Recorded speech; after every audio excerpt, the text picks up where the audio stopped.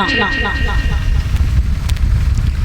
तो सभी भक्त बड़े प्रेम के साथ में सुनेंगे। बताया गया था कि पहले इस पृथ्वी पर कुछ नहीं था, इस पृथ्वी पर कुछ नहीं था, चारों तरफ जल ही जल था, न पेड़ थे न पौधे थे, कुछ भी नहीं था। और जब चारों तरफ जल ही जल है तो उस जल के ऊपर कुछ समय के बाद में एक ज्योतमयी अंडा बनकर के प्रकट हुआ। अब जब ज्योतमयी अंडा बनकर के प्रकट हुआ तो वो अंडा जल पर ही तैर रहा है। जब वो जल पर ही तैर रहा है तो बताया गया कि दिन के दिन वो अंडा बड़ा होता चला गया, नित्य प्रतिदिन बड़ा होता चला गया। असंख्य वर्षें हो गई, वो अंडा विशाल आकार का हो गया। और जब विशाल आकार का हुआ तो कुछ समय के बाद में उस अंडे में छोटे छोटे छिद्र भी हो गए थे। अब जब जैसे ही छोटे छोटे छिद्र हुए, लाखों वर्षें हो गई, कुछ समय के बाद में वो अंडा फटा। वो अंडा उस जल में फटा तो हजारों नेत्र, हजारों भुजाएं, शंख चक्र पद्म गदा हाथ में धारण किए सबसे पहले विष्णु भगवान प्रकट हुए हैं। बोलिए विष्णु भगवान की। अब जब विष्णु भगवान प्रकट हुए तो बताया कि विष्णु भगवान उस जल पर ही लेटे हैं, उस जल पर ही लेटे हैं। तो भगवान विष्णु ने उस जल पर ही लेटे लेटे सबसे पहले ताल शक्ति को प्रकट किया। जब ताल शक्ति को प्रकट किया तो उनकी नाभि से, भगवान विष्णु की नाभि से एक पुष्प निकला। अब जब पुष्प निकला तो वो पुष्प उस जल पर जाने के बाद में खिलने लगा। अब जैसे ही वो पुष्प खिला तो उस पुष्प पर कौन बैठे हैं जरा ध्यान देंगे। अरे भयो नाभि से कमल जन्म तब ब्रह्मा ने रे लिया।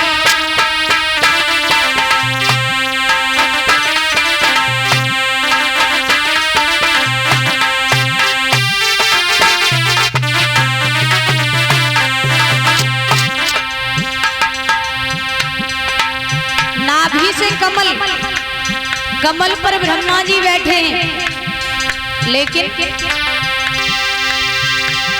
ये तो महाप्रलय को देख कांपे हो ब्रह्मा को ही।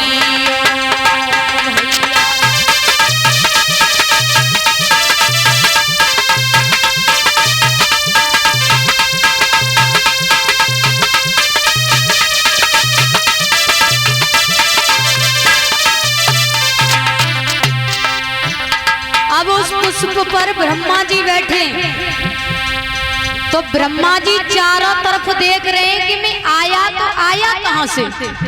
पानी में से नीचे से आवाज आई, ब्रह्मा जी तप करो तप। अब ब्रह्मा जी चारों तरफ देख रहे हैं कि ये आवाज आई तो आई कहां से, या तो कोई नहीं है।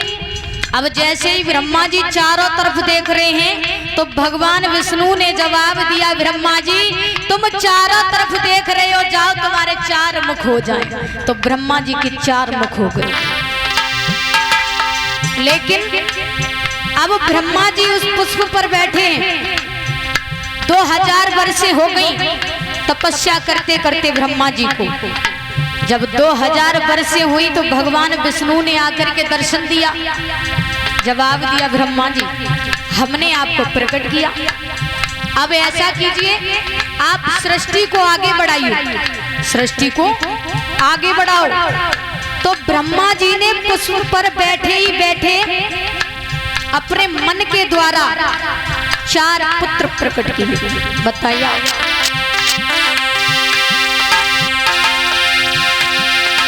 अरे कमल पे सृष्टि ठहराई, उस पुष्प पर बैठे ही बैठे ब्रह्मा जी ने 4 पुत्र प्रकट किए। ध्यान दें। अरे कमल पे सृष्टि ठहराई, तब प्रकट भये मुनि 4 सुनो तुम सब मेरे भाई।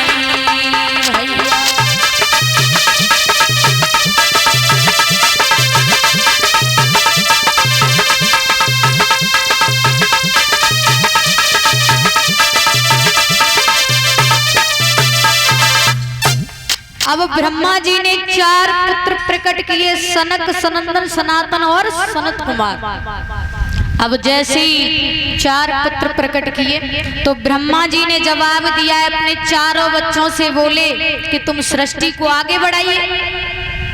तो उन चारों बच्चों ने जवाब दिया, पिताजी हम सृष्टि को आगे नहीं बढ़ा सकते, क्योंकि हम 5 वर्ष के नैष्ठिक ब्रह्मचारी बनना चाहते। अब इतनी बात ब्रह्मा जी ने सुनी तो ब्रह्मा जी को क्रोध आ गया। जवाब दिया, नालायक को, अरे तुमने मेरी बात को धूल में मिला दिया। अब जैसे ही ब्रह्मा जी को क्रोध आया तो बताया, ब्रह्मा जी को जब क्रोध आया तो ब्रह्मा जी की भ्रकुटी से एक तेज कुंज निकला। अब जब तेज कुंज निकला तो वो जमीन पर आते ही आते विशाल आकार का हो गया। अब जब विशाल आकार का हुआ तो उस तेज कुंज से कौन प्रकट हुए? भोले बाबा। बोलिए भोले बाबा की। अब जब भोले बाबा प्रकट हुए तो ब्रह्मा जी ने जवाब दिया कि तुम सृष्टि को आगे बढ़ा सकते हो। तो भोले बाबा ने किस चीज की रचना की? सर्प, बिच्छू, ततैया, इन चीजों की भोले बाबा ने रचना की। अब ब्रह्मा जी ने मन में विचार किया, ये क्या कर रहे हैं? ब्रह्मा जी कहने लगे, रुक जाओ, तुम सृष्टि को आगे नहीं बढ़ा सकते हो, तुम अपनी ये रचना यहीं रोक दो। अब नीचे से फिर आवाज आई, भगवान विष्णु ने आवाज लगाई कि ब्रह्मा जी सृष्टि को आगे बढ़ाओ। तो ब्रह्मा जी ने दूसरी बार में 10 बेटा पैदा किए और एक लड़की पैदा की जिसका नाम था सरस्वती। वो सरस्वती वीणा वाली नहीं थी, दूसरी सरस्वती थी। अब जैसे ही 10 बेटा पैदा किए तो वो बेटा कौन कौन थे? वशिष्ठ, अंगरा, कुलस्थ, पुनः, ऐसे करके 10 बेटा थे। और उनमें से एक लड़का था जिसका नाम था नारद। सबसे छोटे थे बाबा नारद जी। लड़की थी, वो थी सरस्वती। लेकिन बताया कि जब ब्रह्मा जी ने उस लड़की को प्रकट किया तो वो लड़की इतनी सुंदर थी कि आज उस सरस्वती को देख करके ब्रह्मा जी की नियत बिगड़ गई। अब जैसे ही ब्रह्मा जी की नियत बिगड़ी तो सरस्वती को ये मालूम पड़ा कि हमारे पिताजी की नियत में कुछ खोट है, अरे ये तो हमारी इज्जत को बिगाड़ सकते हैं। तो सरस्वती जो थी, सरस्वती एक हिरनी बन गई। हिरनी बन करके दौड़ने लगी। ब्रह्मा जी एकदम से हिरना बन गए। हिरना बन के उनके पीछे पीछे दौड़ने लगे।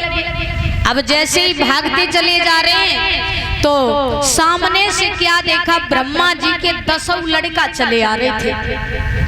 अब उन लड़कों ने देखा कि आगे हमारी बहन, पीछे पिताजी। उन लड़कों ने जवाब दिया, पिताजी क्या कर रहे हो? अरे ये आपकी बेटी है और जब आप ही ऐसे काम करोगे तो आगे वाली जो पीढ़ी होगी वो क्या करेगी? 10 लड़का अपने पिताजी को समझा करके बोले, जवाब दिया, पिताजी कि जब आप पिताजी निज बेटी पर और ऐसी घात लगाओगे तो आगे दुनिया वो थूके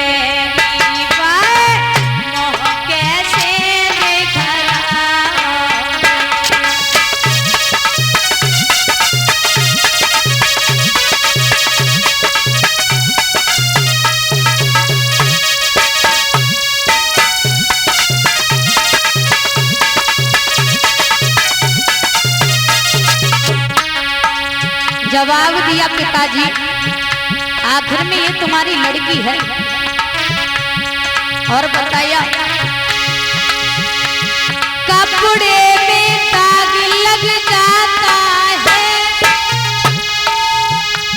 वो साबुन से छूट जाता है।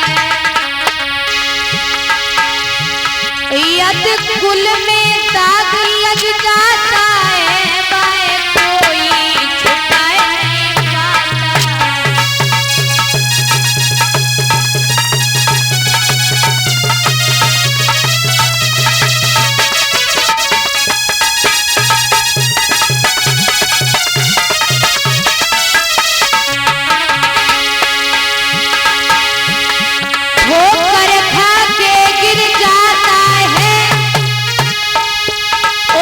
कोई ना कोई उठाता है। जो नजरों से गिर जाता है, उसे कोई उठा नहीं पाता।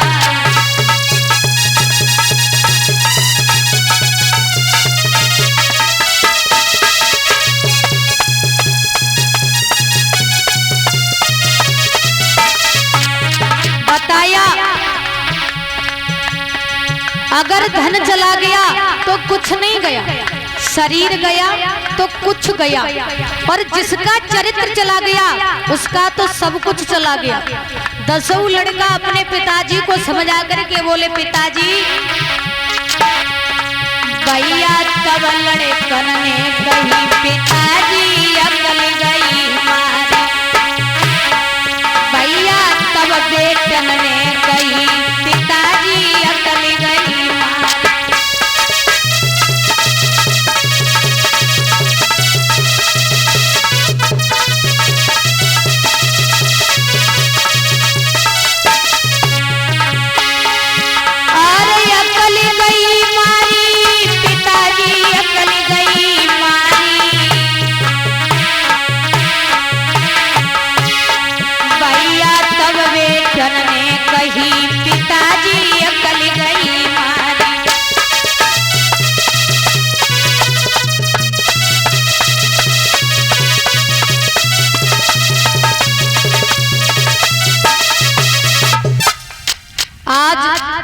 दसों लड़का समझा करके बोले, पिताजी क्या कर रहे हो? अरे ये आपकी बेटी है सरस्वती। तो ब्रह्मा जी इतने लज्जित हुए कि ब्रह्मा जी ने अपना शरीर उसी स्थान पर छोड़ दिया। अब जैसे ही वो शरीर छोड़ा तो बताया गया कि ब्रह्मा जी का शरीर दिशाओं ने ग्रहण किया था। जब दिशाओं ने ग्रहण किया तभी तो आप लोगों ने देखा होगा कि पूरे भारतवर्ष के अंदर, आलवर्ल्ड के अंदर ब्रह्मा जी की मूर्ति केवल एक ही स्थान पर है। विशाल मंदिर है ब्रह्मा जी का, पुष्कर। ये पुष्कर स्टेट राजस्थान के अंतर्गत पड़ती है, वरना ब्रह्मा जी का मंदिर कहीं नहीं है। इधर जब ब्रह्मा जी का शरीर दिशाओं ने ग्रहण किया तो बताया समय के उपरांत दूसरी बार में ब्रह्मा जी ने अपना शरीर पुनः प्रकट किया था। और जब पुनः प्रकट किया तो दूसरी बार में यहाँ से असली सृष्टि की रचना आ गई। तो ब्रह्मा जी ने अपने मुख से 4 वेद की रचना की, 7 सुरों की रचना की, और अपने इस शरीर से एक लड़की पैदा की और एक लड़का पैदा किया। बताया और ये स्त्री पुरुष का जोड़ा तैयार किया। दाहिने अंग से लड़की प्रकट की और बाएं अंग से लड़का प्रकट किया। लड़की का नाम था शत्रुपा और लड़के का नाम था शंभु मनु। अब उन दोनों का विवाह करा दिया।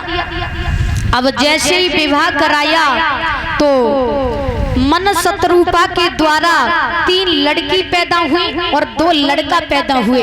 लड़कों के नाम थे उत्तानपाद और प्रियव्रत। और जो लड़की थी वो लड़कियां जो 3 थी, उन लड़कियों के जो इनका विवाह हुआ। और लड़की जो थी, लड़की कौन कौन थी? पहली लड़की थी आकुति, दूसरी थी देवहूति और तीसरी थी प्रसूति। अब इन तीनों का विवाह हुआ। तो ये भी बताते चले कि विवाह किस किस के साथ में हुआ था। पहली लड़की आकुति विवाही गई थी रुच प्रजापति को। दूसरी लड़की देवहूति विवाही गई थी कर्दम ऋषि को। और तीसरी लड़की जो विवाही गई थी वो तीसरी लड़की प्रसूति विवाही गई थी दक्ष प्रजापति को। अब इन तीनों का विवाह हुआ, संतान हुई। तो पहली लड़की किसको विवाही गई थी? रुच प्रजापति को। बताया कि जब इनका विवाह हुआ तो इनके एक लड़का पैदा हुआ और एक लड़की पैदा हुई। लड़के का नाम था यज्ञपुरुष भगवान और लड़की का नाम था दक्षिणा। आप लोग हवन करते हो, वही यज्ञपुरुष भगवान थे। ये आकुति मैया के पुत्र थे, रुज प्रजापति के। लेकिन ध्यान रखना, आप लोगों ने देखा होगा कि जब सुबह हवन होता है तो बाद में दक्षिणा रखवाई जाती है कि नहीं? रखवाई जाती है। परीक्षित महाराज रखत हो कि नहीं रखत? बाद में दक्षिणा रखवाई जाती है। ये इनकी बहन है और इनकी पत्नी का नाम है स्वाहा। इनकी पत्नी का नाम है स्वाहा। तभी तो आप लोगों ने देखा होगा कि जब जितनी जोर से आप लोग स्वाहा बोलोगे उतनी जोर से अग्नि ऊपर जाएगी। और ना बोल करके देखना सुबह, ठीक है? बोलिए आनंद कंद भगवान की जय। और बताया दूसरी लड़की जो विवाही गई थी देवहूति, वो कर्दम ऋषि को विवाही गई थी। अब जब कर्दम ऋषि को विवाही गई थी, जिनके 9 लड़कियां पैदा हुई और एक लड़का पैदा हुआ। लड़के का नाम था कपिल भगवान। और जो 9 लड़कियों में से एक लड़की थी जिसका नाम था अनुसुईया। अनुसुईया जो थी, जो अत्रि मुनि को विवाही गई थी। यहाँ से हमारा तुम्हारा वंश चला है। और इधर जो प्रसूति विवाही गई थी, ये प्रसूति दक्ष प्रजापति को विवाही गई थी। इनके लड़का कोई नहीं था, 16 लड़कियां ही लड़कियां थी। अब 16 लड़कियां जो थी, 16 लड़कियां जो 16 में से 13 जो लड़कियां थी वो पितृगणों को विवाही गई थी। इसमें से 2 जो थी, 2 जो बची थी, ये 16 जो 13 थी वो धर्म को विवाही गई थी। 2 थी वो पितृगणों को विवाही गई थी। अब एक रह गई थी, वो सती थी, जिनका नाम था सती। वो भोले बाबा को विवाही गई थी। जो हमने कथा सुनाई थी भोले बाबा की, कल शादी हो गई थी। यहाँ से ये सृष्टि की रचना हुई है। बोली वृंदावन बिहारी लाल की जय। श्री ठाकुर जी महाराज की जय।